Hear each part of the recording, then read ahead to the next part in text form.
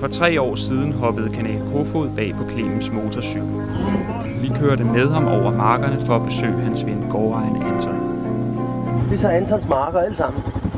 Alt det her, du kan se, der kun er græs på, det er Antons marker. Ikke? Mm-hmm. Han har aldrig sået korn.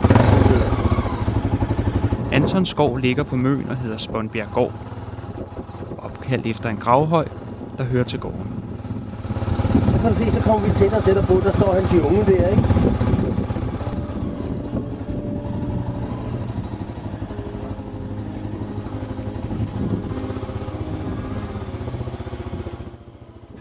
Den gulmalede, firlængede Spånbjerggård har været i Anton Hemmingsens slægtseje i mange generationer.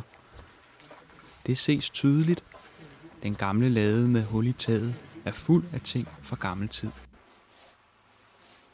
Vi banker på til en kop morgenkaffe. Anton?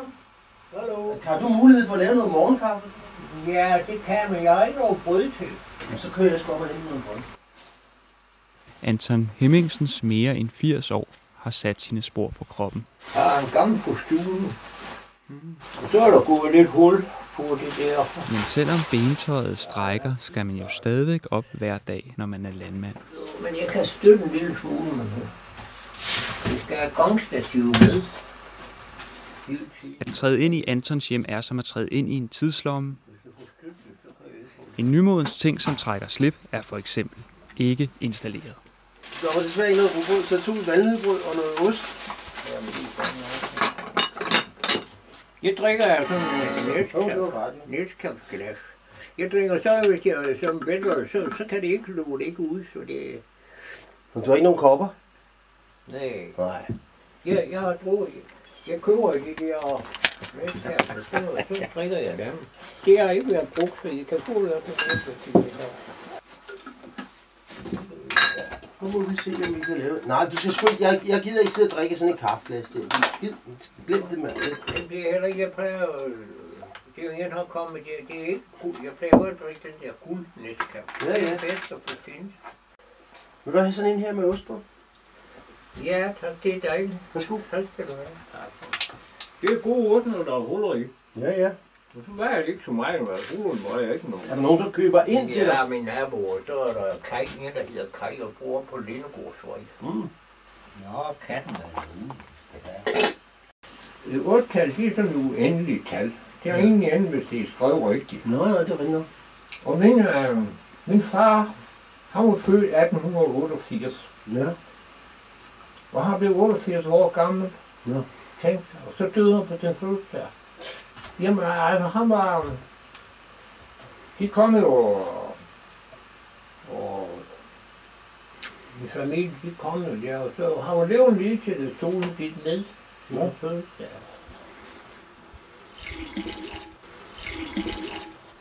Anton vander sine køer hver dag. Man skal jo ikke spille det gode vand.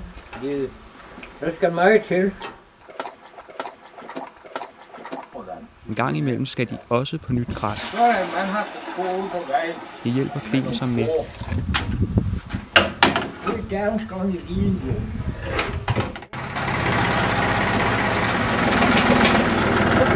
Så skal vi ud med vand til en ko.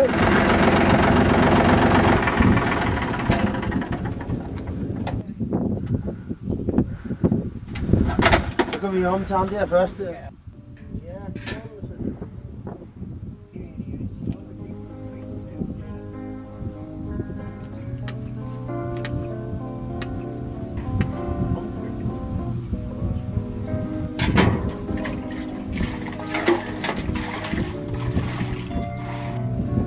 Det er gammel mand. Anton, han har sans for sådan noget med at vikle. Også rundt om sit fod, du ved, sådan nogle snore og lidt gamle klude og plastik og sådan noget, ikke? Ja, de griner mig over. Det skal sgu være sådan. Og jeg har blåt blod i årene. Ja, det har du været. Jeg stammer fra Kongnemmen. Det må vi undersøge her. Så tog de en blodprøve, så var det rødt, ligesom at de aldrig omkom.